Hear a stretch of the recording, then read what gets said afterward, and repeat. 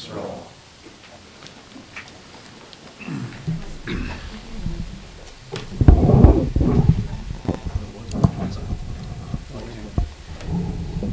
It's blinking. Okay.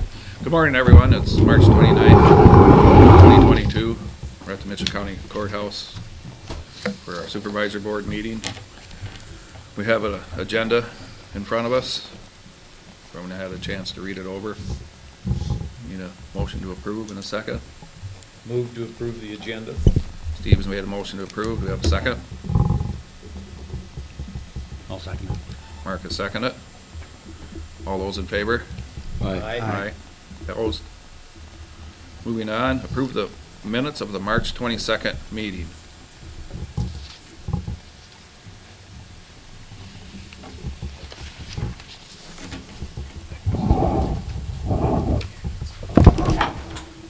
Make a motion to approve the minutes. Mark has made a motion to approve the minutes. I'll second. Has seconded. Any further discussion on this? Roll call, Jim. Aye. Steve. Aye. Mike. Aye. Mark. Aye. Todd. Aye. Moving on. Item number 3, County Attorney General discussion. Aaron? Morning, gentlemen. for us. Good morning. I just, Yeah, but update you, I did, chair's a little lower than normal.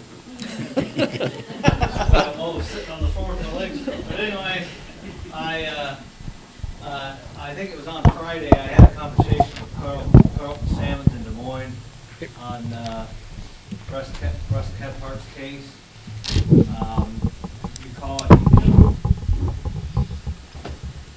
always keep this put in my own head. The county's filed a case against him for possession of abandoned property, and then he's sued the county back for unlawful taking of property and various other things. And that's the one the county's insurance company is defending, and Carlton Salmons in Des Moines is representing the insurance company, and in turn representing Mitchell County on that lawsuit against us. So, okay, anyway.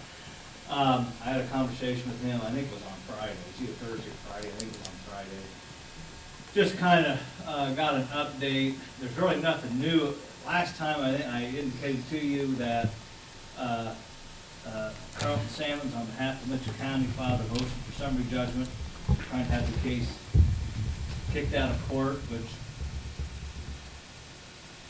that's kind of an overgeneralization, but when you're alleging that basically you're alleging that, okay, under the facts as they exist, there's no way he could legally win. That's what a motion for summary judgment is. And so the county filed that. Mike Byrne, who represents Kephart, filed a resistance to it, saying, well, no, you can't just kick the case out of court. I deserve to get my day. That motion was argued to the judge on the 15th of this month. There's no ruling on it yet, which you wouldn't necessarily expect, because sometimes it takes a lot of rule on those things. But anyway, that's where we're at. And I kind of, because, last time I knew, I try to stay on top of this and check all the findings and know what's going on, but I was just wondering myself, has this thing been argued? There's no ruling yet. Where are we at? So, anyway, I did have that conversation with Carlton Salmons. That's where we are. So we're just kind of waiting. We're waiting on the judge. He'll either grant the motion for summary judgment, which means the case will be kicked out, although there's still appeal rights, right? If that happened, if Kephart wanted to appeal it, he could. Or the judge will deny the motion for summary judgment, which means the case just proceeds. Where a judge would say, well, I'm not going to kick it out, I'm going to let it go to trial. So, I don't really have any other information than what I gave you last time. It's just that I wanted to tell you that I did touch base with Carlton Salmons, and that's kind of where I'm at. Okay. That sounds good. Keeping us hopefully posted. the judge doesn't take 6 months to make a ruling. I don't think so. Not, it's a district court judge. I would expect always dangerous to speak for a judge, but I would expect, I'm familiar with the process, familiar with the judge that heard it. I would probably expect a ruling within a reasonable time. I mean, it'll be given due consideration and thought process, but I would expect probably a ruling. I can't say for sure, but I mean, if it's been March 15th, you know, it wouldn't be unusual to say, you know, by mid-April, we may have it. Okay. Which in the legal world is fairly quick. Yes, that is. Yeah. Okay, thank you. Yeah. All right, thanks. Anybody else have any Thank you. questions? Nope. Nope. Okay, thank you. Moving on, item number 4, sheriff update. Morning, everyone. Morning. Morning. So we are getting extremely busy. Some things I can't talk about other than you'll see overtime bills and you'll see fuel bills. At some point, we gotta go to Chicago in the near future and get an inmate out of Cook County Jail and bring him back, so that's a two-man trip when we do those things. So we'll have some cost in that. The other item I just wanted to mention to you this morning is the city of Riceville has voted to essentially not renew their law enforcement contract July 1st. And they want to hire their own policemen. And that might be a difficult task for them. I think they'll find somebody eventually, but in the meantime, I think some representative from the city council will be here next week, is it, to talk to you guys about contract law enforcement for the Mitchell County side of that city until they find a policeman. So keep in mind, every time we do that, I do it with the same amount of people, and then it waters down what I can do for my rural folks because I'm in a city handling those calls. I'm willing to help them, but it can't be a long-term thing. We've got our own business to take care of. But we're gonna take care of the people on the Mitchell County side too. We'll work those details out. And I guess a lot of it will depend on exactly what they want, if I can deliver that, because barking dogs and snow removal, I can tell you right now, is gonna have to be somebody over there handling things like that. I'm not gonna pay overtime for guys to go do those things. But we can work it out. We can take care of those people on the Mitchell County side, but it can't be a 5-year deal. I mean, I'm talking like a 6-month possibly to get them to the first of the year. They should be able to, if they start now and they're advertising and doing their work on finding someone, that's 10 months. They should be able to get somebody hired, I would hope. But there's a lot of, the pool of applicants that we had years ago is just not there anymore. And for a town the size of Riceville, it'll be difficult to find somebody that's a good fit. So we'll help them as much as we can. We'll listen to what they have to say next week, and then maybe make some decisions or have some meetings post next week's board meeting and try and help them out. So something to think about between now and then. All right. Okay. Are you gonna be here when they're I'll be discussing? here. Okay. And so this is because I don't know, do we decide if you're going to do that, or don't you have some input on that? I do, yeah. You guys set the fees, and if we follow the structure of the other contracts, those fees are already set. You just need to approve that and the time of it. And essentially, we do it together, but you set fees, and then I sign off on it. Based on your I'm recommendation? gonna say by your guidance. Yeah. And they're already, I mean, the fees are in place if you want to, continue to treat Riceville in this contract like the others. The fees that are set up, how long ago were they set up? I could look at a date, but I think when we took on Stacyville, probably within the last 5 years. Last 5 years. I'll look at the date on them. I don't know if anything needs updated as far Yeah, as that The goes, fees need to be Well, updated. that's your guys' Well, cost. They're maybe it's something we they're should look $13, at. $15 somewhere in there per capita. It's Okay. pretty cheap. Okay. And so I don't want somebody to, I want the city of Riceville to see that and say, well, it's cheaper just to contract with the Yeah. county Yeah, than for us to have our own. right. And that is correct, but we're not built to provide those services 24/7 to a lot of these communities. And the contracts that we do have outside of Statesville and McIntyre unincorporated, you know, those communities don't have a lot of tax base. Yep. You know, the Carpenters and the Mitchells, so we do what we can for them for the least amount of money. Yeah, so, Okay. anyway, that's coming, we'll figure it out, we'll help them out, but they gotta get going too. Yeah. Do they have local now, or they're? No, 8 years ago, they decided they didn't want their police department. They asked me to contract with the city. I said, I won't do it. Yeah. I'm not gonna have a deputy in Howard County taking care of business when they're needed in Mitchell. Right. And oftentimes I just have one out. So I just won't do it. Yeah. I said, you need to keep your own police department. And they decided to contract with Howard County. Oh. And so for whatever reason, they're gonna discontinue that contract now. They wanna go back to having their own police department. So Howard County was taking care of their whole city? Yes. Even the Mitchell side? Huh? Yes. Yes, but I still took care of those Mitchell County folks. Okay, yep, Right? 'Cause yep, they yep. support me and help me, Yep. and I'm not gonna abandon them, and I told them Right, that, yep. and oftentimes we're still over there. Okay, yep. Yeah.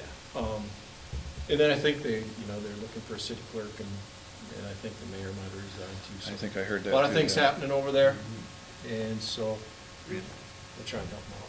Okay. Okay? Thank you. That's all I got, unless All you people got? here have questions for me, I'll answer them. All right, thank you. Okay, thank Thank you. you. Item number 5, 2021 water quality review. Is that you, Mel? That's me. I'm here on behalf, as an assistant soil and water commissioner. I'm gonna give one of these. Yep, right now. sure. Take over the board.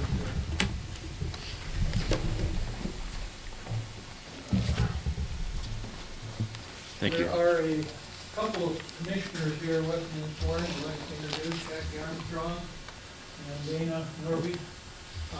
So they've been bored to death with this presentation before, so. I sent this all out to you previously via email. Hopefully everybody received it. A lot of data. I just wanted to take this opportunity to stop in, share it with you in printed version. Like I say, there's a lot of data. Tried to consolidate everything into some kind of a meaningful chart that you can review a little bit. I think we have some things that we can feel good about. We have some things that we should be concerned about. Nitrate levels, the trend lines are showing downward trends basically on all the sites that we're sampling. Not a big surprise, however, because we've had 2 dry years and back to back.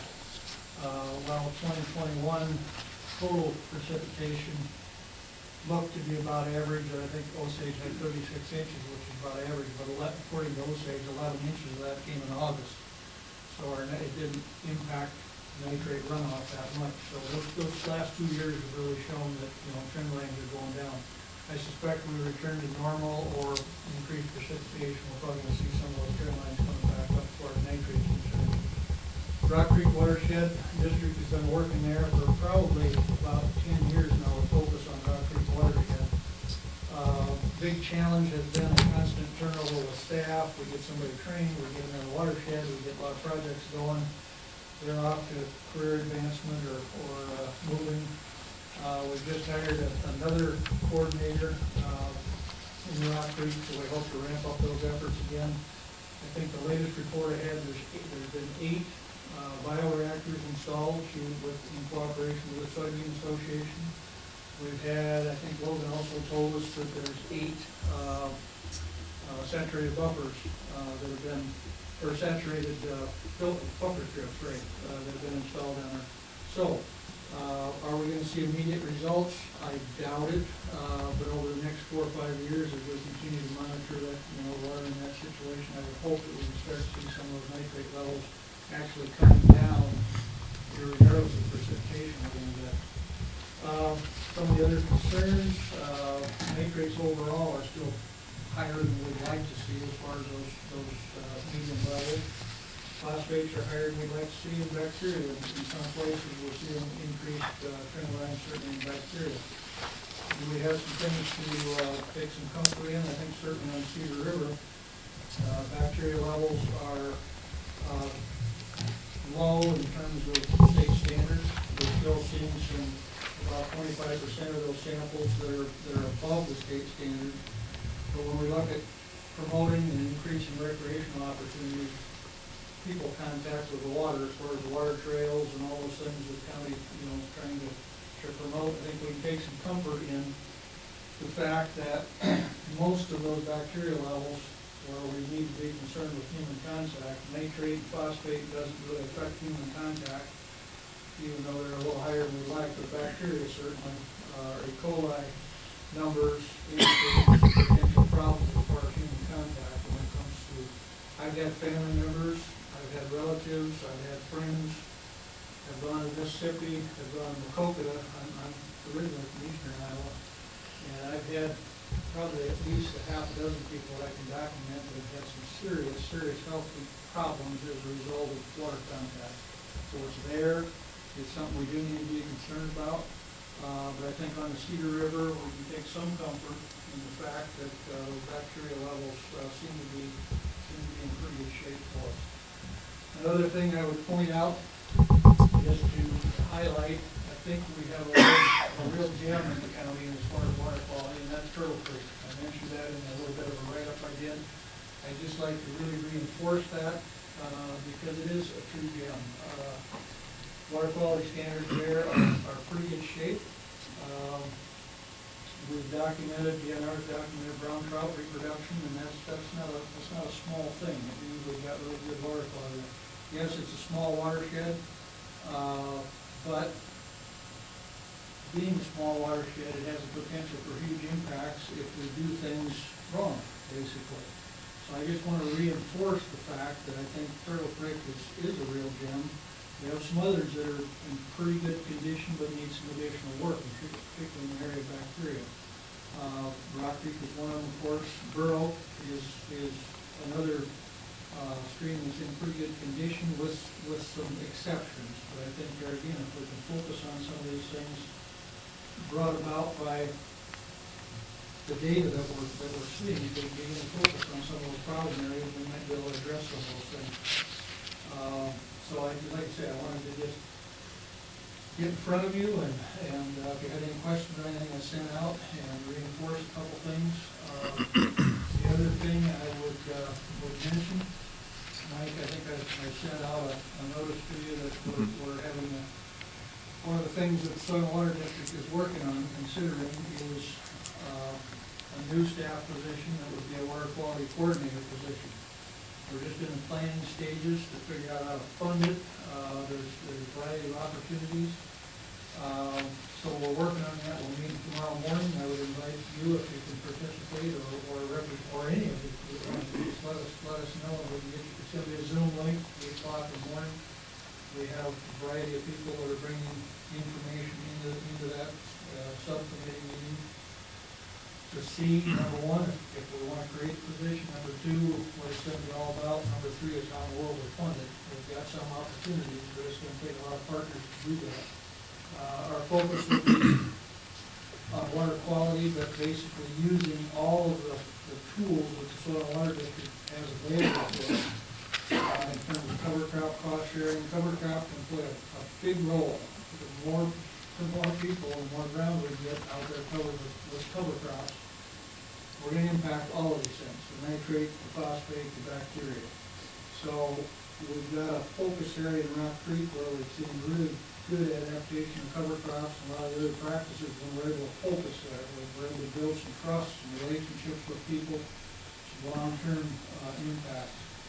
The rest of the county is kind of hit and miss, so we really need to kind of begin to try and focus on some of these other areas, I think. So that's what we're looking at. Are you ready to join us? We're going to meet for the next month or so anyway before we come up with a final recommendation. If anybody ever wants to join that, we'll meet every other week. So if somebody can join us in the morning, if it works out, yourself or anybody else that wants to get. Jackie is our Zoom guru. Oh. So Jackie will give you the links in if anybody wants to participate in that. So questions, comments? Is a coordinator for Mitchell County, or is it for the watersheds that go through Mitchell County and into other counties? Well, I'll give my prejudice on this. It'd be for Mitchell County. housed in the soil and water district, because we already have approval from USDA and IDALs to provide office space, vehicle, supplies, all that kind of stuff. So all of the support network is out of the soil and water district. The position will be Mitchell County, but hopefully, there again, we can focus. We now have a coordinator in Rock Creek again that can pick up the loose ends there and focus there. But we would maybe pick another watershed, or maybe even two, to focus on. I think, and I don't know, Dana and Jackie should comment on this. I mean, we're not here making a request this morning. That may happen, I don't know, but. Well, we're asking the questions now. Yeah. But, you know, like I said, we need as many partners as we can, and we've got some resources and some cooperation from IDOLs. So that's kind of my vision of what this thing could envision, you know, could encompass, or we begin to focus on some of the, using water quality data, to bring focus to those situations, so. I don't know, yeah, or Jackie, want to have any comments?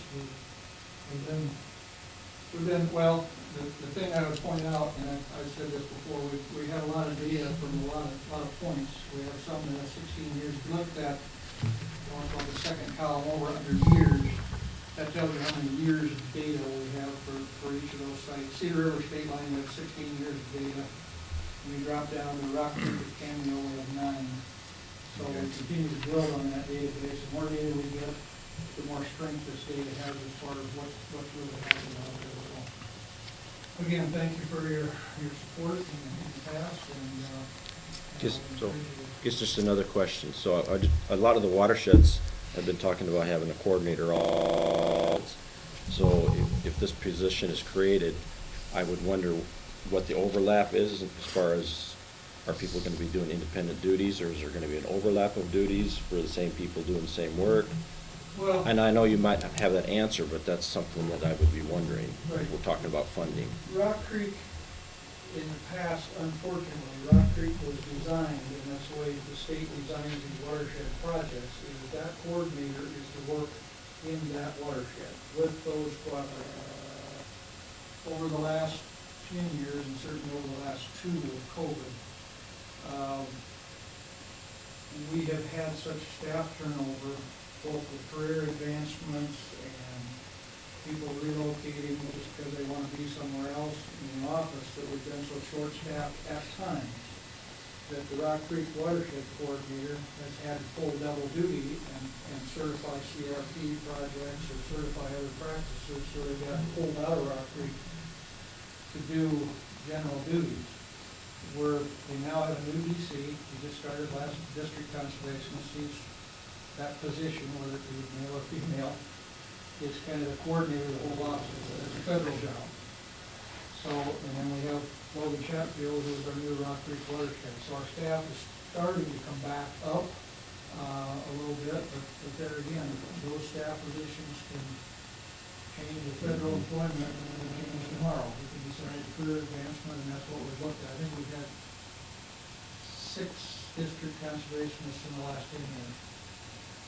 Career advancements, if they have family somewhere else, they get an opportunity to federal positions to change real quick.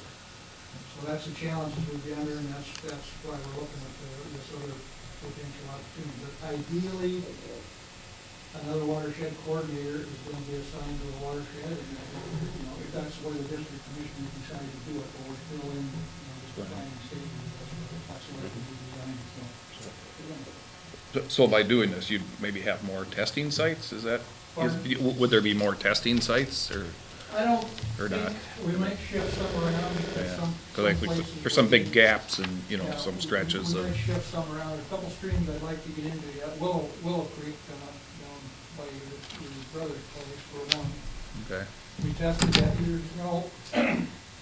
We dropped it. We need to get back into that. There's some others around the Stacyville area and a little cedar that we probably need to be. So we Yeah, may there's a- shift some of those around, but it's a 2-day process now. So if we add too many more, it takes that much more staff time. So I think for now, we'd probably try and keep the number about the same. about the same, okay.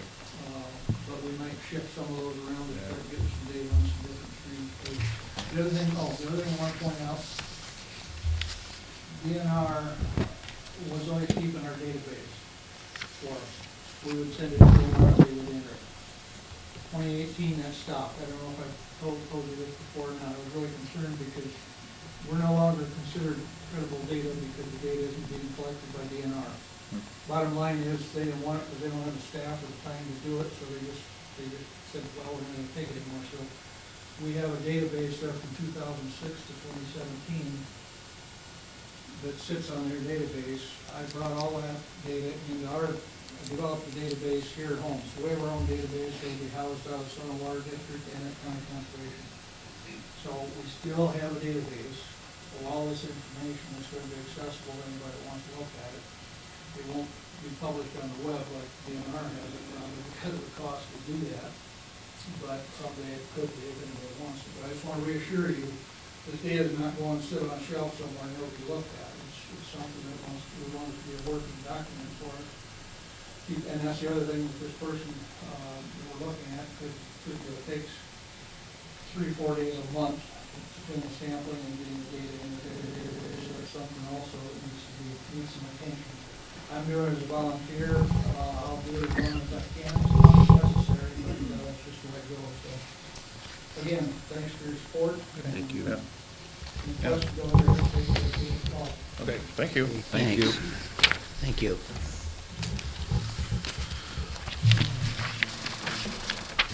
Moving on, we're to item number 6, department head discussion. Is there any department heads here that need anything discussed? No? Hearing none, I guess we'll move on to county engineer update. Rich? Morning. Good morning. Not a lot to discuss this morning. I'm still working on budget stuff and programming for the new federal guidelines for all of our bridge work and making farm market funds and bridge money mend together so that we can still do projects. So that's the key right now, taking the existing budget where we're at for this fiscal year and trying to forecast what we have for the next few months. So I know what we have left over at the end of the day. So last week we had the award for the Hickory project. We haven't got the contract stuff back yet. We'll see that soon. And then I did have the new HPS go ahead and they're working on an agreement now to design a new bridge for 105. I had them start that and then I'll at least get the agreement put together so we can look at it. In the meantime, we're still talking about whether we can get the issue with the temporary fix is to get somebody new to do it. You know, everybody's darn busy. It's not a simple process to come do the repair, so we'll look at that task again to see if we can figure out what kind of a fix we can get done if we can. Because we're looking at, we designed a bridge now with new federal requirements. We're looking at next spring before we get a new bridge in there without any local entities. If we could do a local letting, we could probably try to. If we could have done local letting sooner, we could have maybe tried to get something in before fall, but it all depends on contractors and timing. But we're not going to have the local money to do it. We got to use the bridge money to do it. We got to use the DFE system. I'm not looking at a longer timeline, especially now since they're using the federal aid money and they're taking swap out. Now that adds 2 more months to the letting time. So just so you guys know, and then we'll look at. I'm going to look at the validity of what we have for a traffic control setup now. When you do have a 3-way stop set up there, and there happens to be an intersection there, which I'm looking at it going, is that much different from a 3-way intersection in a normal intersection? However, we've got a bridge in front of us close, so I'm going to look at that a little closer too, and make sure we've got some better. If we need better, we'll have better traffic control. If I have to, I'll see if I can rent somebody's paint machine and fly some. But I think the way it's set up now, we've got no stopping zones or no passing zone through there. So that kind of helps with the mission. We're not really required, it's not that zone ready, but we don't have stop bars or stop signs. And so we'll evaluate that a little bit closer. But that's just kind of the update of where we're at right now. You're saying stop bars, like it's just a line painted on the road, right, or what? Yeah, for the stop sign, I mean, for a standard traffic control, and that's during construction, there's all kinds of, and I'm gonna look at seeing if it's not more cost effective for us to actually purchase the traffic control materials ourselves, to use orange barrels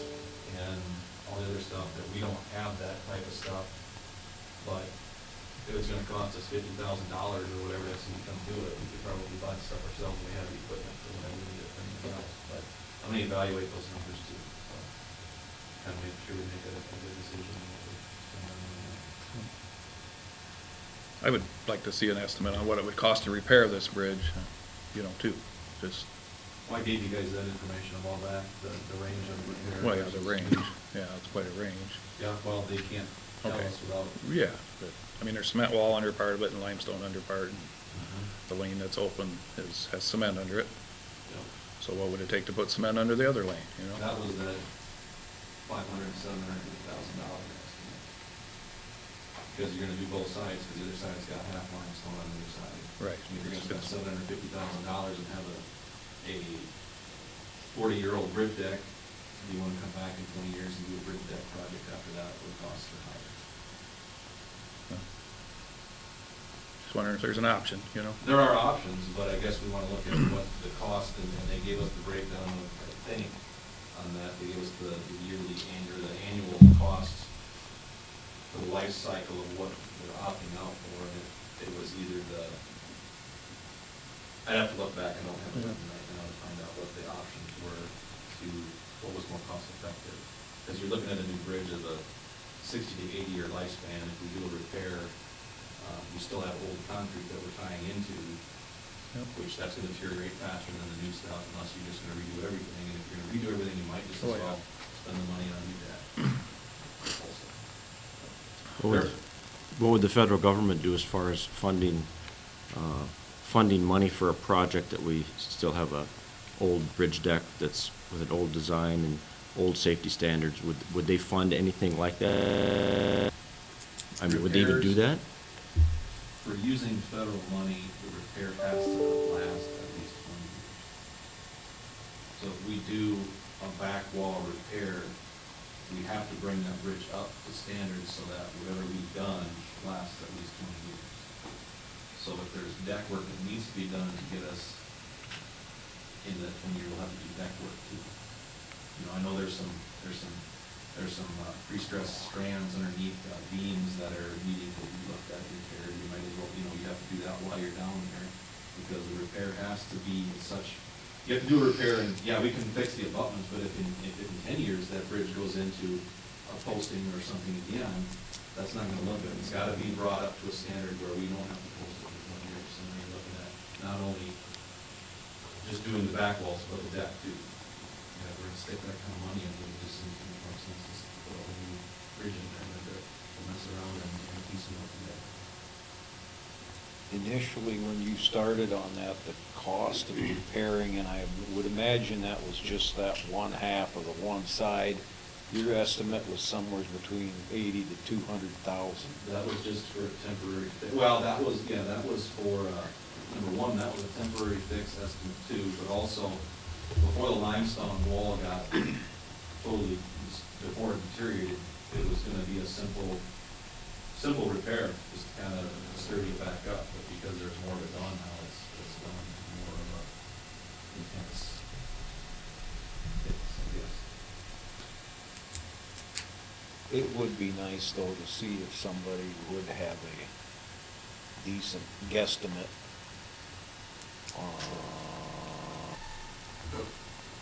What kind of fix are we looking for?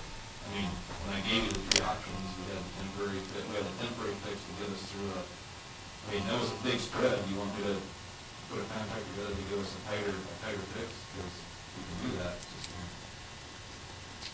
It would cost money, correct? Yeah, I mean, they gave us the temporary fix, here's a range, here's a range for just repairing the back walls and not the deck.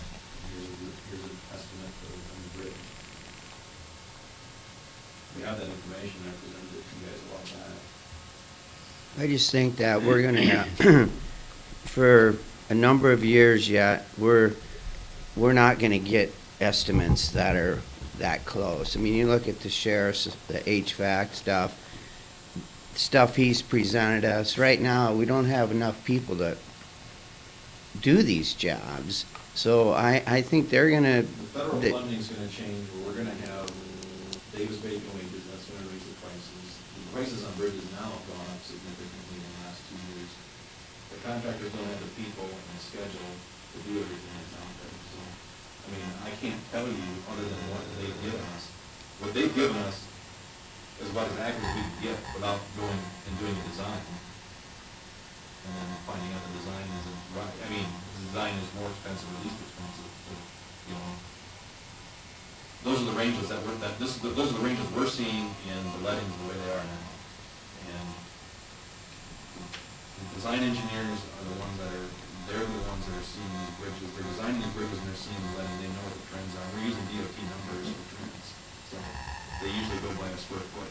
This bridge has a unique situation in that intersection is right there. So the east abutment has to be a high back wall abutment like the one up by the Wapsie, up by Bailey. The other side could be designed a little bit different, more of a standard because of the way that water comes through around that corner where the intersection is. We can't put the standard type bridge design in there because of the way the water is. Unless we want to spend money and redesign the whole intersection, which isn't going to be cost effective at all. Because there's just I mean, it's almost not cost effective at all. With the property that's there and the way the river bends around the corner, it's designed that way and that's the way the water goes. So, I mean, I don't know what else I can give you for numbers or how else to go out and give you a more accurate estimates, I guess. If you want. My thought was is if we could repair it, and it did last another 20 years. Yeah, then you're looking at anywhere from, not have the numbers in front of me to tell you exactly, but I remember it was anywhere from, I thought it was anywhere from $500,000 to $750,000, because you gotta take that bridge deck off. Either repair or jack the bridge, and that's still not, I guess, you'd have to take the bridge deck off, you have to jack it, but you still have to jack it, and then you gotta probably just eliminate everything underneath, because tying into something new is not gonna be, or something old isn't, we're gonna have the same problem in years to come. Well, again, my thinking is if we don't ask the questions, what will it cost to do it, to make a repair versus, well, here's what it's gonna cost to be put brand new in. It would be nice to know exactly what the repair cost would be, their estimate versus a guesstimate. A repair or a new bridge, you want a price on Oh, both? well, what I'm asking is it would be nice to have some bids as to what it would cost. Bids, like, It's costing more money you're gonna have a design for you're gonna have to have somebody design the repair, design the new bridge, which both Here's are gonna what cost money. here's what they submitted to us when we asked for it. We had a temporary repair, which was to hold the bridge up until we got something else designed. The temporary repair was anywhere from $79,000 to $204,000. A long-term repair was, the bid items are temporary stream diversion, bridge jacking, removal, structural concrete reinforcements, the pre-stressed beam repair, mobilization, approach work, traffic control and contingencies. And I'm sorry, I was a little high there, I just remember that was at $312,000 to $504,000. Those are the major bid items in that to get it to a 20-year. 20-year would be 3 to 5. Pardon? 3 to 500 for a 20-year repair. And then a bridge replacement, which was bridge remover, channel work, new PC, new precast bridge was $700 to $4,900. So like I said, there's a big spread between the minimum of the long-term and the maximum of a bridge replacement. But when you look at the long-term repair of $500,000 to a new bridge at $704, we're not talking a lot of money. And somewhere in the middle is the best estimate you can get, because these are what the numbers are when we look at bid lettings around the state for bridges. Those are the estimates that we can work with. I don't know how to narrow it down any closer than that. without Right, yeah, doing a right, full-blown yeah. design. So, yeah, you can look at it and say, well, what if the long-term repair is only $300,000? What if the new bridge is $900,000? Yeah, that's a big swing. That's a in big numbers. swing, yes. But what if it's $500,000 for repair and $700 for a bridge? That's not such a big swing. Right, right. We don't know those exact numbers until something's left. I don't know how much more detail I can give you for. You just answered my question. Yeah. That's kind of, because And to me. sometimes you have to take a risk. Well, and to me, it makes a lot more sense now to put a new bridge in that it does try to fix something in 20 years, have to be something else. Agreed. But, I mean, we can go for a short-term repair, and I just don't wanna just, you know, that road and everything's set up the way it is, it's gonna last a long time, I don't wanna. Yeah, it's just, it'd be nice to get done with the bridge and not think about it again for another 60 to 80 years. I mean, we won't be around for it, but let's think about, well, maybe some of us will. Who knows? Yeah, So- wishful thinking. Yeah. Well, and again, I'm just trying to get the best I can for the amount of money Yeah. for I the think- people. I'm just I'm gonna be asking honest these with you, the way questions. the prices are going right now, we'll have better numbers now than we will 20 years from now. And Well, it's hard I to say guarantee so- that. No doubt about it. When we spend 1.8, 1.9. 1.9, when we almost built the whole sheriff's building 20 years ago. Things are going to keep going on. I'm just trying to get more Yeah. bang for their buck. I'm Yeah. sounding nice, and Yep. I think that the way things set right now, it's just, to me, it's more of a logical thing to put a new bridge in there, forget about trying to, the thing's already scabbed together once, you know, an old limestone back wall with concrete and then a new deck on top of that, and then we want to scab it together again and get another 20, maybe 30 years out of that. It's, Well, again, It's, it was done in the past, more bang for your buck. It lasted so long. how many years ago was that done? Do you know? in the 60s, they 60s, they they- did it, so I mean, Maybe they got, quite a while. sure, but a bridge ought to last longer than that. Yeah. I mean, it's, and to boot, I guess you think about the limestone back wall, that was there, that's probably, Yeah, we're looking at that's- 120 years Yeah. of Right, limestone right. back wall, so that. So that's done well, yeah, yeah. So, So basically, it's 3 to 5, you go middle of the road, it's 400 for repair. If you go down the middle, and 7 to 9, you go down the middle, that's 8, so it's about half to repair, double to replace is kind of, by the numbers, if you take an average, you know? So, I just think it makes more sense to put a new bridge in and be done messing around with it. well, that's food for thought now, I guess. or- Yeah. How much, We've- how much thinking we want to do, because Yeah, well, we can't sit here and keep this bridge closed forever. But we're probably gonna have other bridges coming along too. Yep. did you South get, of town, they redid them abutments, and they didn't last 20 years. Hyde was here when we did, Pardon? Hyde was here when we did the abutments south of With Seventh T- Street, T-38 there. T-38, the old mill bridge, The we big- poured a new the big deck on cedar that. bridge. That was just, that That was was a a widening. widening reconstruction. And we They widened the took buttons Halverson out. Park Bridge. But this one south of town, that's closed for one lane, isn't it? That's one lane to keep legal loads on it, yeah. And that's got to do with the new special haul vehicle requirements and the fact that when that bridge was widened out there, the exterior beams that were there are now interior beams and they can't take the new load.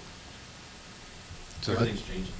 Well, it's- So that's gonna be coming up to be Yep, replaced. and I think they gave us that estimate too, and that wasn't, that one was, to do a, strengthening, that was gonna be, to do some strengthening, that could be $689,000. To do some replacements on the substructure, and that strengthening would give us 15 to 20 years. At a cost of $34,000 to $46,000 for its lifespan. Superstructure replacement, which I think is just a new deck, that's almost $2 million. And a 30 to 40 year lifespan at $48,000 to $64,000 a year. And the new bridge was $2.3 million. So you do a superstructure replacement at 1.9 and they're estimating a new bridge at 2.3. Makes more sense to put a new bridge in, and then at the cost of a life cycle of 60 to 80 years at 29,000, 38,000. More bang for your buck per year for life, you know, to put a new bridge in. I know a lot of it boils down to what we have on cash on hand, but how long do you kick the can down the road, you know? That bridge is twice as long as the one over by 105. Seems like it'd be a lot more money than that to put the bridge south of town. Yep. I mean, and that's steel construction versus concrete, beam and pre-stressed concrete beams. Steel's probably more expensive right now than concrete, but I haven't looked at those numbers here to actually say that with validity, but, I think with a new, I don't know if that new bridge south of town would have required complete new abutments or not. I don't know what they were gonna improve on, but that's for something later. And right now, that's, those bridges, any bridge we have now is just getting older, and these special haul vehicle requirements and postings and what they're requiring us to post for, we're just gonna keep chasing it. It's never gonna end. And we know that. I mean, that's just the way the infrastructure is that it's always something that's always gonna be needing repair and replacement. And it's difficult pill to swallow when you gotta replace something, but Are all the bridge inspections done now for this year? yeah, I'm just waiting for the final. But you haven't got the reports on it yet. And what I'm trying to do right now is program everything that they're telling me needs immediate attention. Okay. I don't think there's enough on it right now. The way our bridge funding is, we don't have our new forecast from the federal bill yet in any of our estimates. Right now, I mentioned it last week, we have enough money for the Stacyville Bridge, we have enough money to put a new bridge in 105, and that puts us within $30,000 of our $4.5 million borrow. But because now we're using federal aid money in 105, 20% of that cost has to come out of farm markets. So now we've got to reestablish or reevaluate what our farm market is, because that's going to be, it's 20%. Let's just say it's $1 million bridge, and it's 20%. I got to figure out $200,000 in the farm market, and what that affects on another cost. If all we're going to use is farm market and bridge money to do our work. To say it another way, we're gonna borrow 4 years ahead to do these two bridges, still have to use our farm to market money, which we use for Most of the road work. And then we're gonna have to wait to do any structures because we're already borrowed 4 years in advance. We're gonna have to start building that fund up before we can do anything. So we're looking at 7 years before, after we do these two bridges, before we can do another structure. To do a substantial structure. Mhm. We can borrow ahead, and I gotta look at sometimes, like in the farm to market system, if you're borrowed ahead so many years, it won't let you borrow much further ahead for your maximum borrow ahead. We don't want you to do that in the hole, I guess. So, I don't know that they put that on the bridge restrictions, I have to look at the wording on it. Sometimes if you're borrowing 4.5 years ahead and you've got enough money to give yourself 3.5 years ahead, it might not let you borrow another 1.5 years because you're so in dire straits. But I don't know if that, and on the farm market side, it's a little different than the bridge side. And I don't know if when I was here, and since I've been here, we've never been borrowed ahead in any of those accounts. We never were with Hyatt either, because I worked under him. We were never borrowed ahead with our projects. And if we were hovering right there, we've never been this far. So over the last, we'll just say 20 years, we were never borrowed ahead. And within the last year and a half, we're proposing to be max borrowed ahead in our roads and bridges. A change within a year and a half. Okay. And that's just trying to keep up. Okay. They can tell us the federal bill's giving us 25 or 30% more money when prices are going up. It's really not gonna be, it's not gonna help a lot. I mean, we're grateful that they're doing that. I mean, maybe something changes in the future, who knows, but. Most construction projects have went up 21%, and then that's what they're alluding to. Even though the federal government is giving us more money, it doesn't make any difference, because the prices increased to swallow that up. This federal bill is competitive money too, and some of it's earmarked for projects, some of this stuff is earmarked for projects that are 10 million plus. You can't get money unless you have a project that's 10 million plus, and some of this funding. So it's not all just going to the counties and really small projects. But they know we're getting that money so they can raise their prices that much. Yeah, It's that way. Man, it's everywhere. Yes, Dane, it's that way in farming. Corn and beans go up. We're getting letters about fuel surcharges on anything now too, so I mean, we're just gonna get it all. And the problem is, we can't raise our prices. We can't raise our prices, I mean, unless we raise taxes, right? That's the only way we can That's the only way we can earn our money to do our things. We don't wanna do that. Everybody else gets to put a surcharge on something and charge more for it to kind of keep afloat, and we just not afloat. And I'm not proposing raising taxes for anyone. Well, when they first come out with that infrastructure money, first thing I thought was, there's no more construction companies. There's no more people building roads or building bridges. What they're gonna do is just tack higher price, and for those counties or states, it now becomes a bid war as to who's going to get that construction company. Because that's it. There's only so many of them. And they just don't pop out of the ground. They don't grow roots and shoot up. So, our infrastructure money, a lot of it's just gonna be used up, and we're not gonna do any more infrastructure repairs than. Looks good on paper.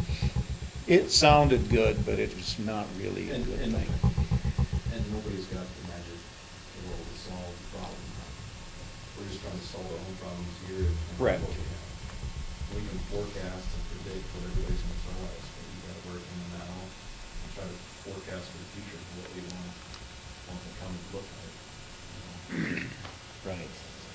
We wanna use duct tape, or we wanna use, it's, what kind of fixes do we want? That's public safety. Well, again, all I ask, Those are the numbers that scratch we're your given. head, but don't make it bleed. Well, those are what we got. I mean, that's, Yeah. they're not gonna, I'd hate to ask again and see the numbers go higher. Because things have changed since they gave us this, and we've been learning this already. All right. I had a question on Hickory then. Did you, or how far is that road gonna go? I mean, because of the way it was planned years ago, my understanding that it was going to that Planned and bunker. discussed. I had that, Well, I think I sent okay. you guys an email, or troubled you guys an email that was dealing with this. Yep. It said, initially we talked about getting up to that bunker, Yeah. but because there was gonna be additional dirt work and everything, I was trying to keep our costs. I don't know where the dirt work is. The road's The plenty ditches, wide. I know, but The we road's still have plenty. to meet standards for Yeah. ditch slopes and everything else, so. Yep. It may be just fine that way, but we're gonna add, and it wouldn't matter if it was, right now, the way I look at it, what did I come up with? I don't remember what the cost was, $200,000 to add that additional, was it? I thought you said 40,000. I'm sorry, yeah. $40,000 to- $40,000 to go an extra 200 feet, I think, which we can obviously do. I think it's wide enough that we don't have to do much there. In fact, Yeah, that's the way it I think looks. things work. But it was just a matter of, at the time of design, we didn't know what we had to do there as far as dirt work or anything else there. Now that we know, we can probably extend it further. The only problem I have is, and it shouldn't even be a problem, but unless they're gonna tie up to it. They want, they want the contractor to get a hold of them, because they want prices on tying up, everything up to it. I talked to the general manager yesterday, Okay. Jason, in Statesville. If they're gonna commit to that, I don't have a problem. Yeah, they want to talk to them and see what it's gonna be. And I think it's probably gonna be a good thing to do. Yeah, I mean, and yep, that was their When plan. those first said we want dust control, I'm not gonna pave 200 feet for dust No, control. no, That's no. ridiculous. But you're gonna have tractors and semis turning off the cement on the gravel, it's gonna, I think what it's gonna, it was an oversight on my part, or not, probably go an extra 200 feet Yeah, after I they think- figured out what I think the it's design 100. was. I don't think it's quite 200. Well, it depends, I was. Where you estimating- stop. That I was sounds estimating about based on the right. plans and Yep. what they gave me from endpoint. They Yep. have survey that goes an extra 250 feet beyond, and we probably wouldn't need survey from that beyond there anyway, because it's been, the ditches have been dug out years ago. Yep.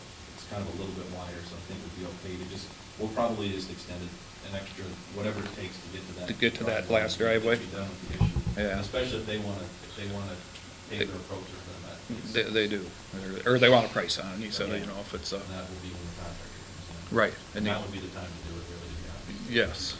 I talked to the manager up there also, and I said I can't speak for the whole board, but I didn't think it would probably be a big deal if we did that. But where I'm at with it, I want to also, there's one thing when we have the pre-construction meeting and the contractor's expecting to do point A to point B, and if we add to point C, I don't want it all of a sudden to have it a giant increase in prices because he knows he can do that. And knowing the So, contractor can help them out. before I would, say that- yeah, but before I say yes, I wanna know what the price is gonna be. We'll have that conversation. Yep. Okay, yeah, because that was kind of promised that we would go to that bunker. I mean, that was We before my time. insinuated it if we didn't promise it. Good discussion. I mean, it makes sense, it's a business, and from all practical And that points. was our one way of pacifying them. So that's where we're at. Okay, Okay, so. And then they wanna talk to him, I guess. Yeah, no, it makes sense if they want to, because that's kind of right up their alley, as long as they've got the time to do that. Yep. I To told do him their also I'd like approaches. to see the approaches paved, or at least a 2-foot lug at minimum, simply because all that truck traffic turning off of our slab's gonna end up busting the slab off eventually. they indicated at the time, Jim, that they would pour That's great. Yeah, I know their goal was- substantial. They said if you can get paid, you know, first it was the scale house, because they've got a lot of traffic going back and forth that way, that if that was the case, it would make sense for them to pave it, because they gotta deal with a lot of dust. We deal with a lot of potholes and chuck holes because of all that traffic. And it gets hard. So, it's just, that was where most of the traffic is right there at that elevator, the scale house Scale. part. You go further to the bunker, that bunker, that's, you know, more straight in and out. I mean, I know they turn in and out of there, but I mean, right now the bunker's empty, there's times where it's full and it's empty, there's no traffic, but a lot of the traffic is back and forth Across the mains, The yeah. main area. Yeah. But that's kind of where we're at tonight. I did call it, everyone to Jason? What's that? Jason? No, I didn't talk to Jason, I Oh. talked to. Brian? Brian, I talked to Jason, just 'cause he's the general, you know, or he's the, That we're committed, then I don't see why it wouldn't be that big. Yep. Like I said, it was kind of an oversight when it was final design that when I told the engineers to do, I said, go up to the property line on the west side, and then I didn't think much further than that, because that was where we were looking at the less construction costs to do any dirt work. And we know now we don't need to have much dirt work there. okay. We'll still have to core out, possibly core out, or at least core out part of it, take core out my top. Yeah. I think that's what we're gonna have. Okay. yeah. It's not a substantial increase as far as estimated goes, using the bid prices. Okay, so will you get a hold of him and have him talk to them about When- doing the when we- approaches? When we get the contractor, and we'll One- give them contact. Okay, yep, We'll okay, invite them to the pre-con.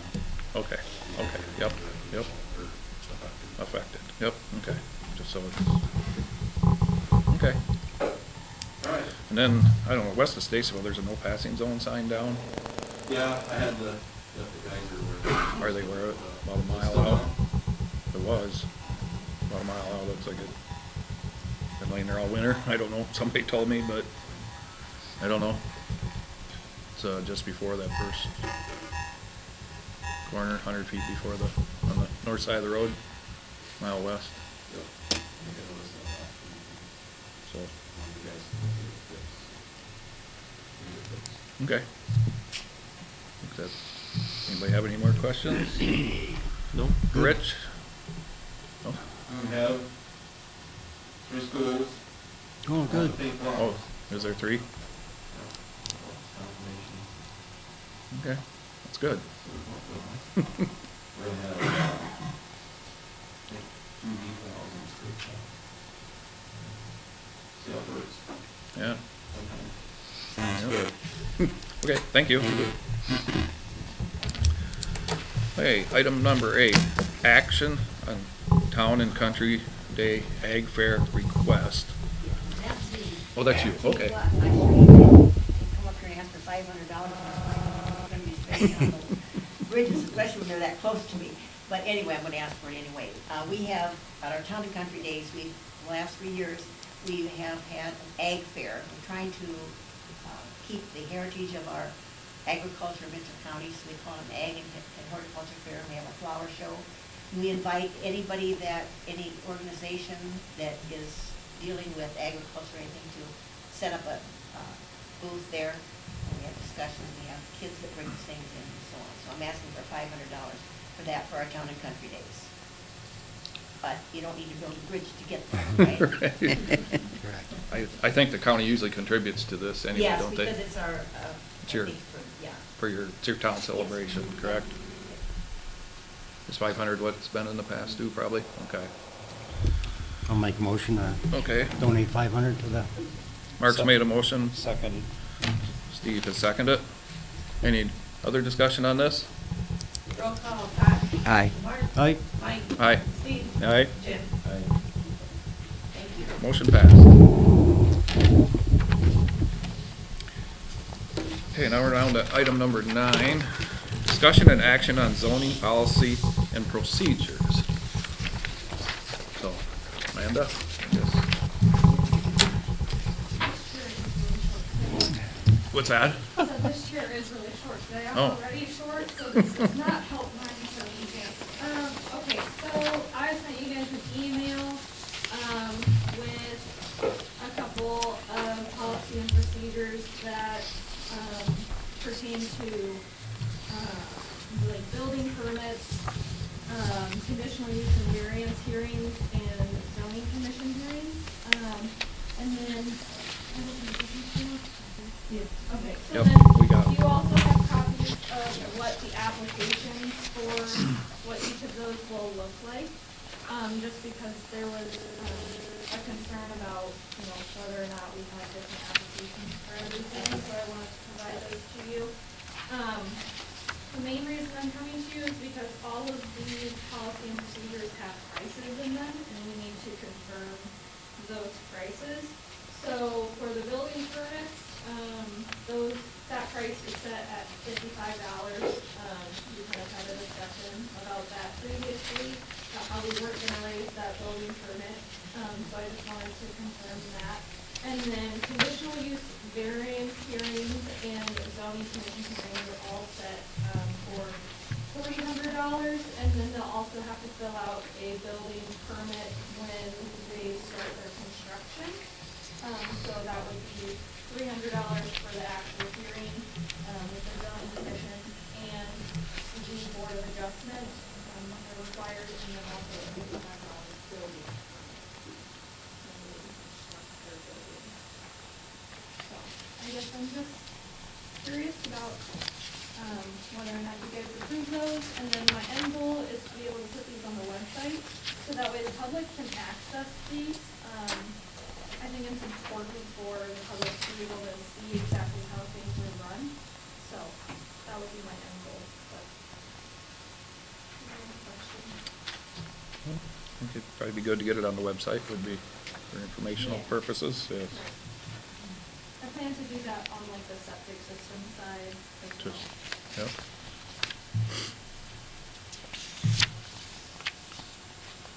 And we had talked and you confirmed it, but the way the application reads, that they have the $55, they have to pay that in order to provide you with information in order to discuss something that they want to do. You assured me, my concern was that people can simply come into your office and discuss something rather than have to pay $55. Oh, You yeah. assured me that that is correct. Yep, they can come in and they can discuss all they want, they can get reassured on property setbacks and all of that. But the moment they wanna start construction, they would have to fill out a building permit. Okay, good. And with that building permit, they would have to submit the plans to me of what that would look like. And then I would go out to their property and make sure that, I walk the property line and make sure that they're gonna be set back far enough, so that way I do that with them. So, yes, they can come in anytime and talk. Very good, Yeah, for free. very good. That's why we're here. Yes. Yes. For free, you can come in and talk to me at any time. so what happens if they build a building and don't get a permit? So I need to set up a meeting about that, because I also need to talk with Aaron on what the procedure would be with septic systems as well. But I feel that there should be some sort of enforcement. I believe in the zoning ordinance, it states something along the lines of if you don't get a permit, then you get fined, or if you do something, then it's some sort of misdemeanor charge. I will have to confirm that. That's through the state code has, That's through our ordinance. Oh, our and I can look ordinance, and okay. see for this as well. Yeah, I don't know what. Yeah. So, however, I should also mention that, if people are building a building and it's for farm use, they are farm exempt, they don't have to pay a $55 fee to have that building, but they do still need to fill out the application. So that way it's on record that the building is there, and they'll just have to, you know, tell me that it's farm exempt. I will go out and check to make sure that it is gonna be farm exempt, Okay. so. I thought farmers didn't have to do anything. I thought they could just go ahead, or not, they don't. They don't have to pay a fee. But they have to But let it's still you. good for them to come in and fill out the application, just so that way it's on record that like, when the building was built and, you know, what the setbacks are for it and all of that.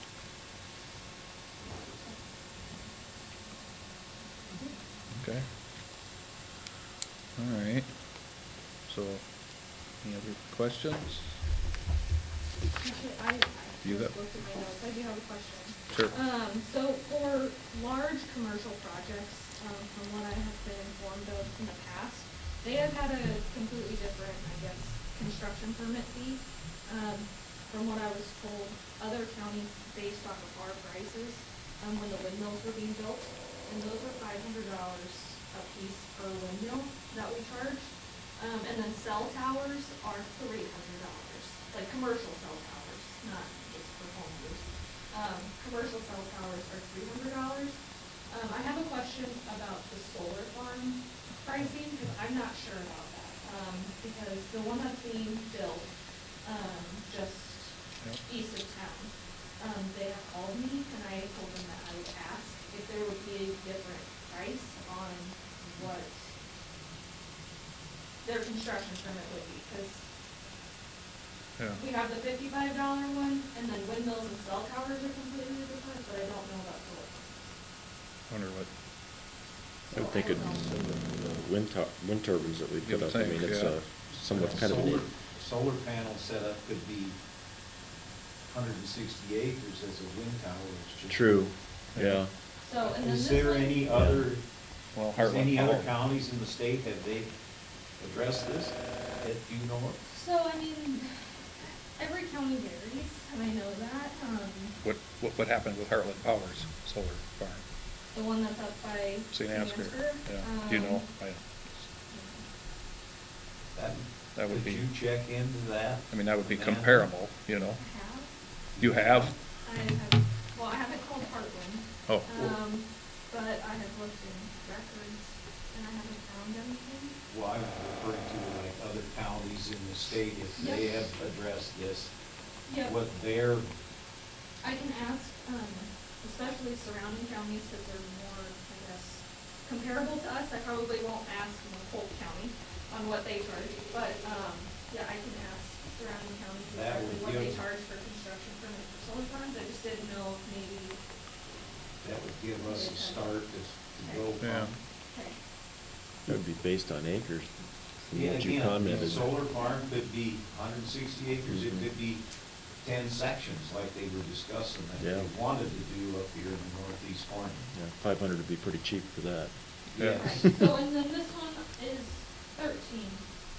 12 or 13 acres. So I don't know if that is something that you guys would be interested in doing, setting it around like acre value, or if you would wanna base it just like a flat rate fee. However that, I guess, I just wanted to ask, we didn't need to settle that today, I just Okay. wanted to throw that out there. If I need to make an extra policy and procedures for commercial use, I can do that. Kind of look into other counties and see what they've done, how they've done it, and we can maybe base ours off of what they, it'll save a lot of trying to figure out how to do it. Okay, okay. That's fine. I Allowing can do that. somebody else to do the groundwork and be copied. Yeah, and it probably should be a per acre. I mean, if somebody has a 2-acre cellular farm versus a 20-acre, you know, that's a lot of difference. Right, and it's a lot different if it's, you know, personal use rather than commercial use. Yeah. If it's on your personal property, I feel like that would probably be like a $55 permit fee, because that is for your personal use, you're going to Yeah. use that personally for your own home, but this is a commercial use project. Or it also might be based on megawatts of the farm too. That's just a thought. Yep. Is there a Question back there? I'm curious about the basis for how we build a fee, a building fee. And my assumption is, and this could be wrong, I really don't know what the underlying strategy is, but my impression was always that when we build in construction fees to make sure that things are safe, make sure there's a negligible impact on adjacent property. And if that's accurate, maybe that's not accurate, maybe there's other ideas, but if that's accurate, then the construction fee for a windmill would be far more significant in terms of those factors than a construction fee for a solar farm, which has a negligible safety issue and a negligible impact on adjacent property. So again, just Yeah. I'm curious about how you think and why you would consider it. I guess I have a comment. So I guess I view the property taxes paid for Amanda's wages, and so the majority of the stuff she does are paid by all of us. But when she does something that's a little different than what is normal in regards to a variance board meeting or a board of adjustment meeting, or if a septic system where she has to go out, actually do more work than what's maybe normal for her normal duties, then that's built into as far as the cost of the permit or the fee for the application. If we're looking at, she does setbacks, but if we're looking at safety of a building that gets built, or safety of now this is just how I'm thinking, I'm not saying this is the way it exactly is, but, or safety of a wind turbine that's getting put up, then that gets more into inspection of the facility, and that's not really her role. So, to me, the fee the application fee is for the added duties that she's doing, because property taxes are maybe not paying for that, so that's why we charge an added fee for that. That's just how I view it. People might view it differently, but. So would that have anything to do with acreage? I mean, that wouldn't relate to acreage, right? If you had to do something extra because a big solar farm was really, really large, you wouldn't be doing a lot more for a super large solar farm than you would for a very small building. Am I understanding your comment correctly? Right, it's just because it's a commercial use. So say someone, wants to put a small solar panel on their property, they want to use it for their personal use, it would be the regular target, in my opinion, because they're using it for their personal use and on their personal property. However, a large company is coming in and building this, solar farm, and it's a commercial, the solar farm is being used as a commercial property in the county. So that's why I'm curious about, whether we should set these prices this way or depending on acreage, just because, it's for a commercial use property. So I don't really do any of the inspections or anything on these properties. I make sure that it goes where it's supposed to go and they're set back from the road properly and that the construction is taking place how it should. But I don't really inspect the property. I hope that answers your question. I think I know where you're going with that too, and I don't really have the exact answer for what you're asking. You're wondering why the difference between a small acreage would be charged compared to a large acreage of a solar farm, why the charge would be different. I don't have an answer. I don't know yet. Yes? Now, I've got a question. What if I want to put up 10 solar panels on the roof of my house? It's an existing structure, isn't Yeah, it? technically, So there's no charge?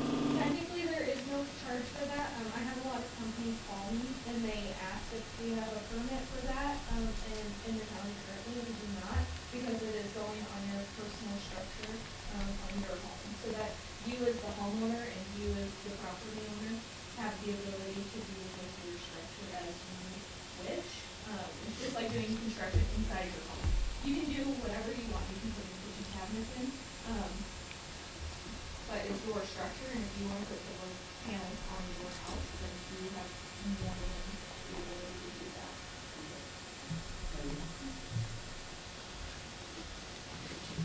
So you're just talking like for commercial applications? is what Yeah, you're- yeah, big commercial properties that are doing Yeah. commercial use. Be interesting to know what Heartland Power did, you know, and maybe. Right, and I can call Maybe there was, Heartland and I can see maybe what their, what they, they probably wouldn't have pulled the construction permit fee, just like this company. Oh, but- They pulled the petition to Okay. have the variance, and they paid Okay. that fee, but they didn't pull the construction fee. The Okay. actual construction company has called me and asked me what that fee would be. okay.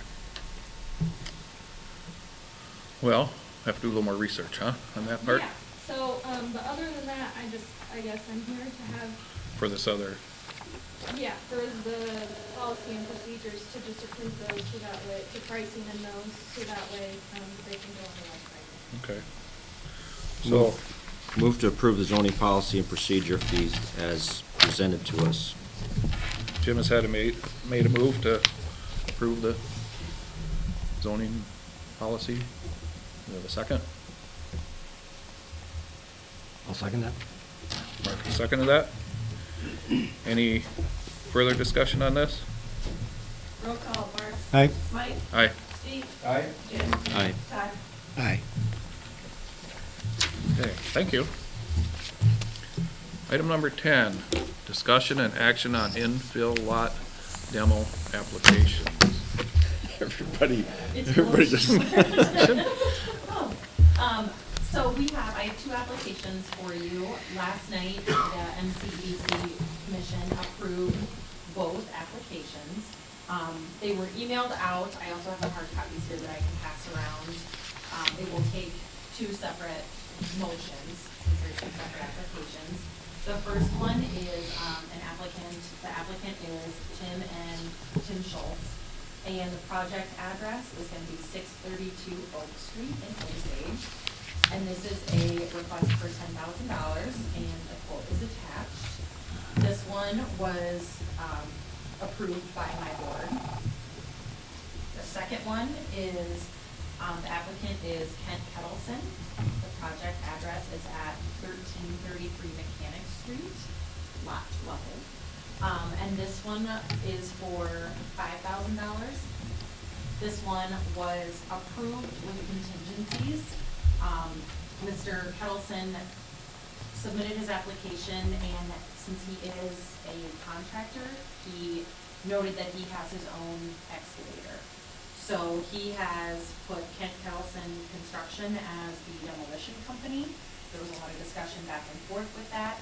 The board approved this for $5,000 contingent upon his bill at the end. Needs to show hours in the excavator, needs to show receipts at the landfill. We need to be able to see all of the detailed receipts on that one. So I can pass these around.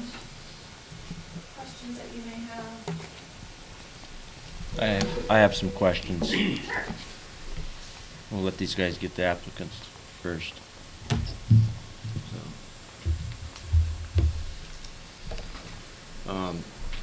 So last night I went to that meeting just because I haven't been to any EDC meeting, so I just went to check it out. So this came up, and I was favorable of Kittleson doing it simply because the price was $5,000. Save the county some money. If a contractor does it, or if an excavating contractor does it, it'd probably be close to the $10,000 range. So I viewed it as far as cheaper for the county. We're doing the purpose of the program. And then I went and read the application last night afterwards. And it does specifically say that it will be submitted and a bid from a Mitchell County demolition contractor. So that's where it came up, where if Kent is his own contractor, he's not a demolition excavating contractor, he's a builder.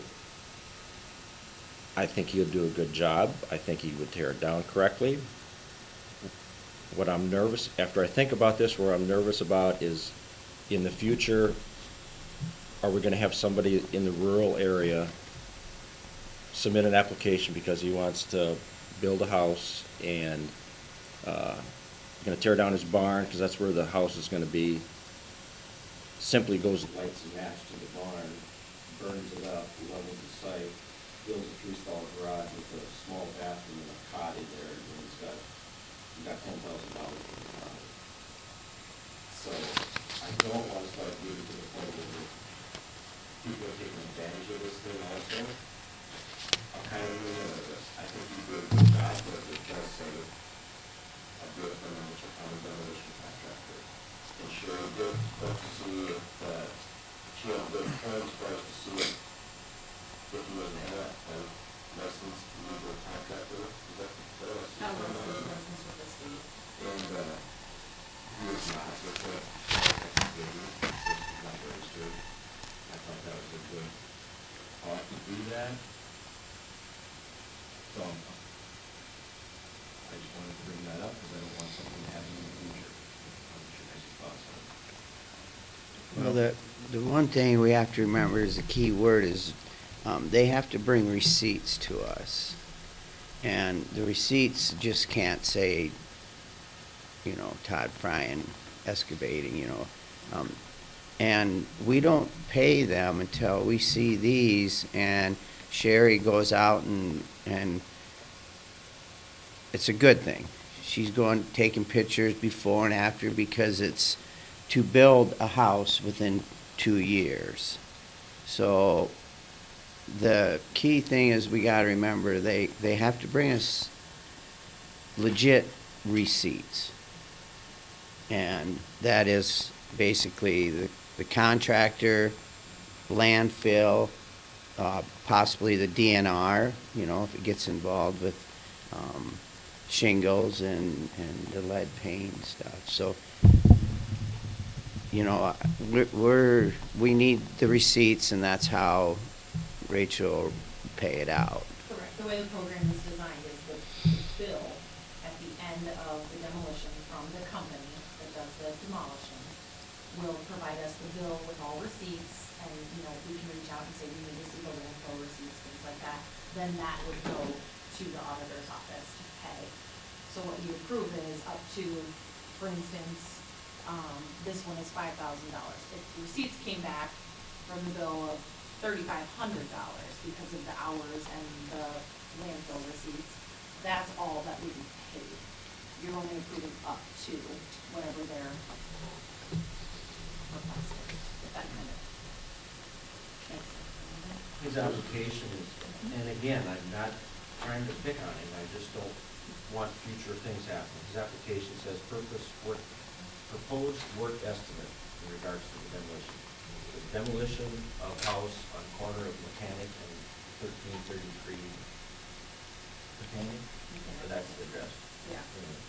Okay, so now, Mayor's for the other one that we're looking at. Tear down house and demo foundation. Separate brick and cement from building material. All building material to landfill, approximately 5 dumpsters. Dispose of cement and brick. Fill in basement foundation with fill, 26 or 32, 250 yards of fill. Pretty specific as far as what proposing to do. This is a little vague.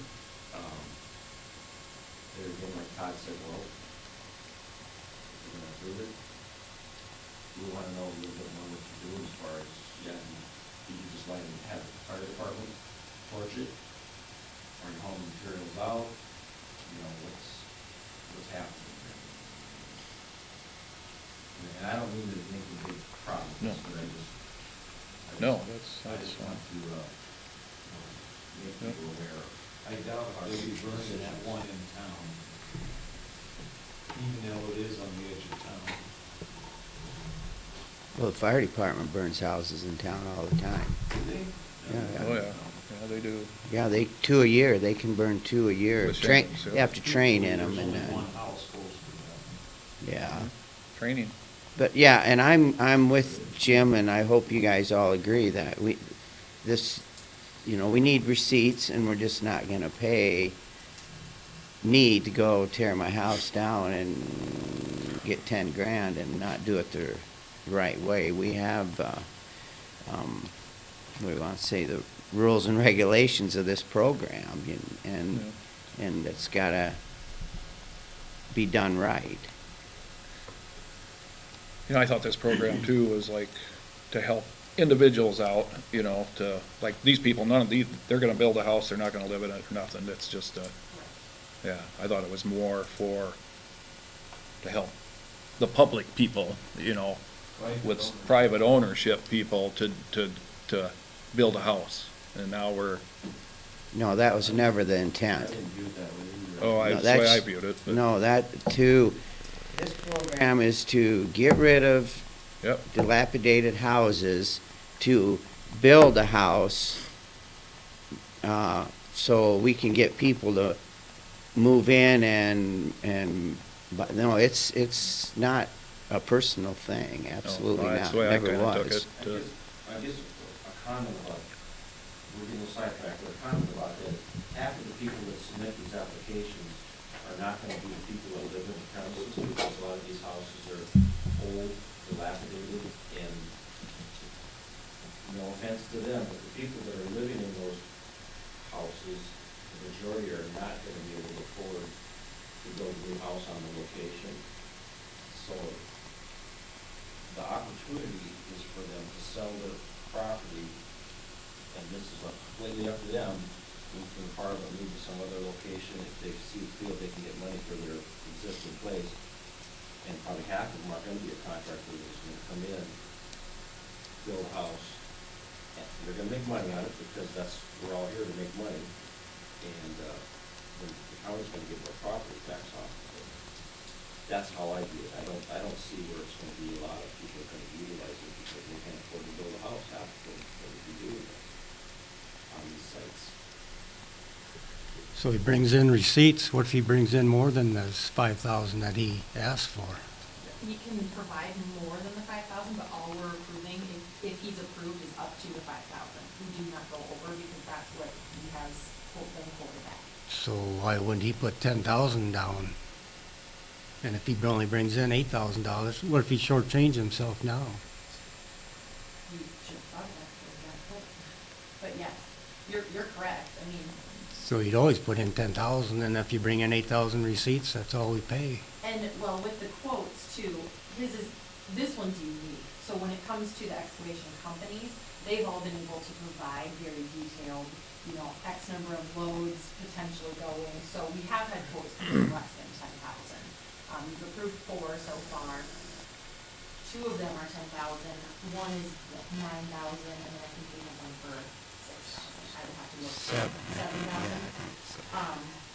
And this house is kind of I just found this out last night at the meeting, and there's no basement, it's a very small house, so, yeah, I don't know where he came up with that, but like Mayor's and Hankey's and the other one that have, they all kind of do theirs by the square footage of the building, and then what they have to put in dumpsters in, certain materials in certain dumpsters. That's how the bids have been coming. So his is pretty, not real detailed, but he has his own equipment, he's doing it at wholesale cost too, which will say, ideally, but they'll have to be legit receipts, period, I mean. And this goes even a little farther. He came in to me when economic development nobody was here, and he kind of argued with me on why can't I do that? Well, it wasn't set up that way. The way we set it up was that they hire a contractor to come in and give us legit bids on how Mayor's and Hankey's and Pops have been doing it. And he says, well, I can do that. And I could tell I was getting nowhere with him, so I just said, well, here's what you need to do. Just go fill out the application, and it'll come to the Economic Development Board, and then for final approval to the supervisors.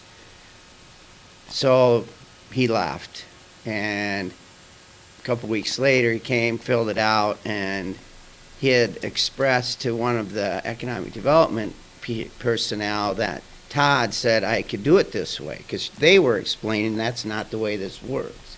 So it's been a little bit I hate to say all this, but that's where, the way it's been going, and I'm not real happy with, somebody being told they can't be done the proper way, and then, so, I'm okay with it, but he's gonna get paid by his receipts, just like everybody else does, so that's just food for thought on that. One other thing to note too, when you mentioned thinking that it was gonna be for property owners, which it is, we just specified that you have to own the property, and you have to have a company. So the whole goal of this is land prep, so that old houses are taken care of, new houses come up. One thing we're tracking with this program is the property taxes. So they have to show us what the property is assessed at right now, what they're paying in property taxes, and then at the end, when the newly constructed house comes in, we'll show what they're now paying, so what the county is getting, their return on investment, basically, for it.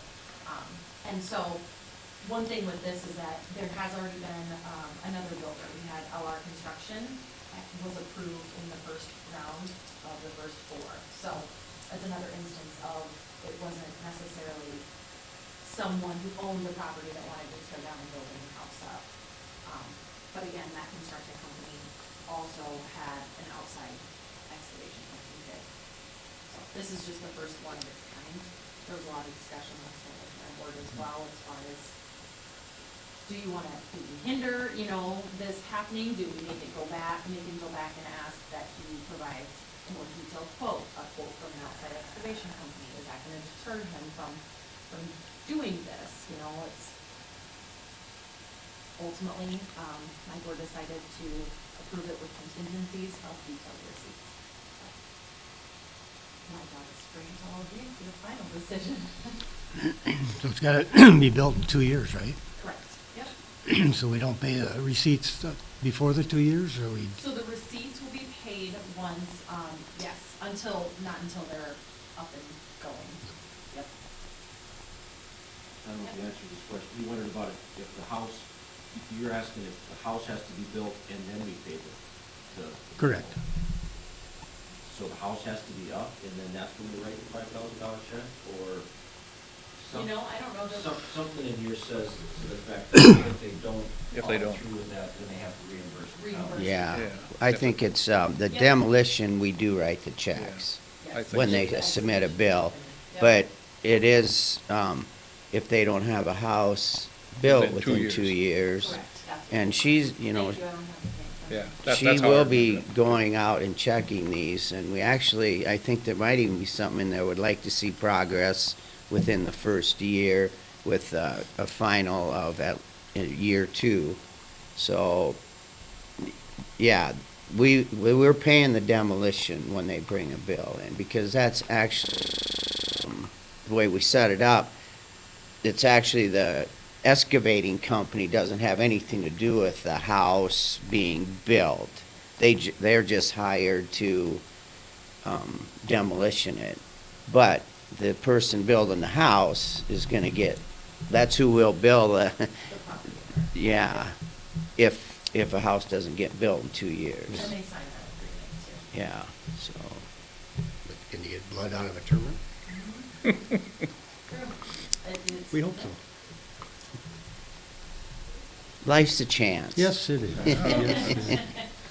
Every So, day. and I look at that one with Kettleson, that if we get to out, that, actually, that's $5,000 that's left in the pool, for future. I mean, He's we're, not gonna go over the 5,000. He can turn in receipts for 8,000, but he's only been approved. His quote was for 5,000, up to 5,000. So he can turn in receipts for 8,000, but we're only gonna pay up to 5,000. And his receipts would need to total $5,000. Well, some of that would be labor, Yeah, hourly labor. Yep, and Sure. and since It's it's, not all landfill fees, No. but $5,000. and since his is his own excavation, he's gonna use his own excavator, we are asking for hourly receipts, labor receipts, those kinds of things we will have to provide.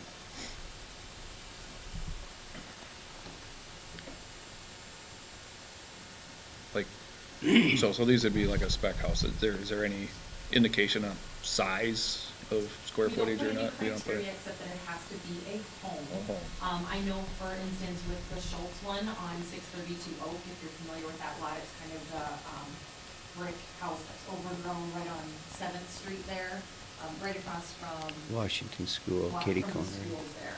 So that one, I know, he kind of submitted this, he wasn't sure if he was going to, because he's been trying to find a floor plan that'll fit, because the lots are a little different. These are, gonna be smaller lots if you've got an in-town lot. Yeah. So the goal with all this is just new homes, starter homes, getting some people off of, maybe people that are ready to downsize, so that families moving in and have bigger homes, those kinds of things. It's just filling that niche of new homes coming in. Yep. Okay, well, perfect. I guess any more discussion on this? I will move to approve Ken Kettleson infill lot application for $5,000 based on adequate receipts as will be specified in the economic development. Jim has made a motion to approve the Kettleson lot infill. We have a second. I'll second that. Mark has seconded that. Any more discussion on this one? Roll call, Todd? Aye. Jim? Aye. Steve? Aye. Mike? Aye. Mark? Aye. Okay, that one's done. Number 2. This one is, Tim Schultz at 632 Oak. And this one is for $10,000. The quote came back from Mayor's Digging at $14,500. But again, he's only asking for Yeah. $10,000. And that one being brick, I'm sure it's gonna be more. Yep, this one, tear down house and demo foundation, separate brick and cement, separate the brick and the cement from build materials, all building materials, approximately 5 dumpsters. Again, Yeah. you still also would have to, at the end, we require an itemized bill, receipts from the landfill Okay, for any of these. so now we're looking for a motion to approve the second one. Have any motions? I'll make that motion. Mark made the motion. Do we have a second? I'll second. Todd second. Okay, any more discussion on this one? Roll call, Mike? Aye. Jim? Mark? Aye. Todd? Aye. Steve? Aye. Okay. Good discussion. Yes, thank you. You're up to, that's the 6th application that has That's been 6. approved. So we're at 6 so far. So are we going to 10 or we're going till? I just keep an eye on what we've approved Approved, so. monetary, yeah, because there's a couple that are a little bit less, so. Right. We might be looking more at 9, just to make sure that we have the funds. Okay. Yeah. Okay, Thank you. well, thank you. All right, moving on. Item number 11. Approve Child Abuse Prevention Month proclamation. So, looking for a motion to approve that. Huh? You want me to read that? You want me to read it? Go ahead. Read it, Steve. Whereas we recognize keeping children safe is everyone's business. Whereas as children of the communities of Mitchell County are the future. Whereas the safety and well-being of children should be everyone's priority, responsibility, and duty. Whereas communities are encouraged to promote programs and activities that enable children to thrive and grow in healthy environments. Whereas child abuse can have short-term and long-term effects and lasting effects on children, adolescents, development leading. Excuse me.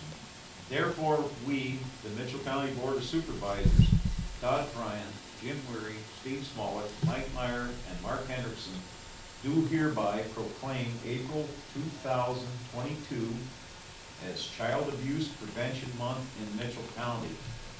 As the Board of Supervisors, we also call upon the citizens, government agencies, public and private institutions, businesses, and schools in Mitchell County to commit our community to increasing the awareness and understanding of child abuse. Thank you. This is Resolution 1123-22. So we're looking for a motion to approve this. I guess I will make a motion to approve it. Seconded. Steve has seconded it. Any further discussion on this? Roll call, Steve, Aye. Todd, Aye. Mark, Aye. Jim, Mike. All right. Okay, item number 12, items of note, meetings attended. I went to an EDC meeting last night, just as Okay. I have done.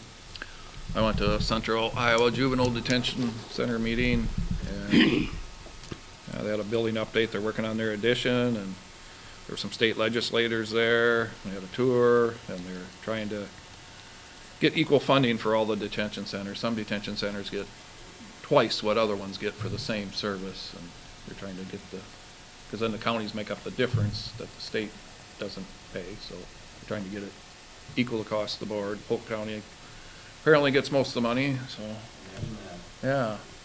But, no, they don't. They actually, the state reimburses based on actual expenses, and Polk County's is half juvenile detention, half adult dependency. So they're basing it off their building expenses, and that's how they get reimbursed twice of what Eldora gets reimbursed based on their expenses.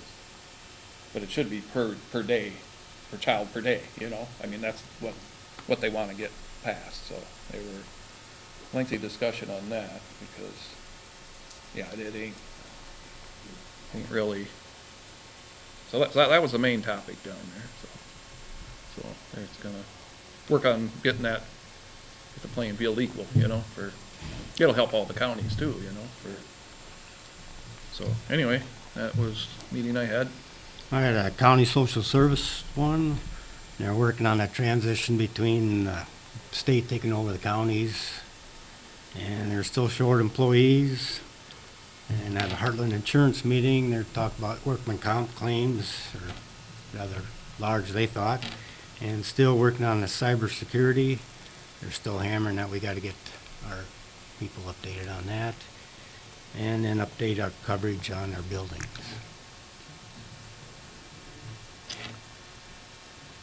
I had a FMC DCAT. We approved the coordinator's budget, and then we approved a transfer letter for, I told you before about money going from one program to another, so we approved that. Economic development meeting last night, we approved the treasurer's report. She talked about the phone bundle, and obviously the infill lot. And then we also did get a report or audit back, and I just got one, so you four guys can take a look at that when you have time. So that's it. Okay, thank you. We're down to manure management plan updates.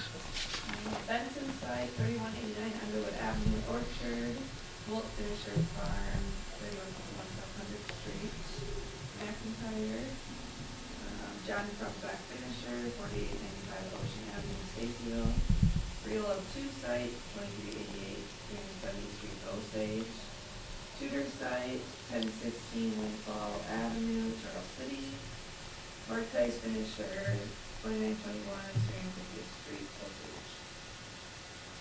Okay, thank you.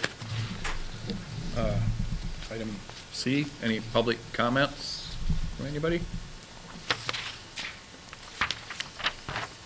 Hearing none, I guess, we're down to need a motion to adjourn the meeting. So moved. We have a first and a second. All in favor? Aye. Opposed? Meeting adjourned.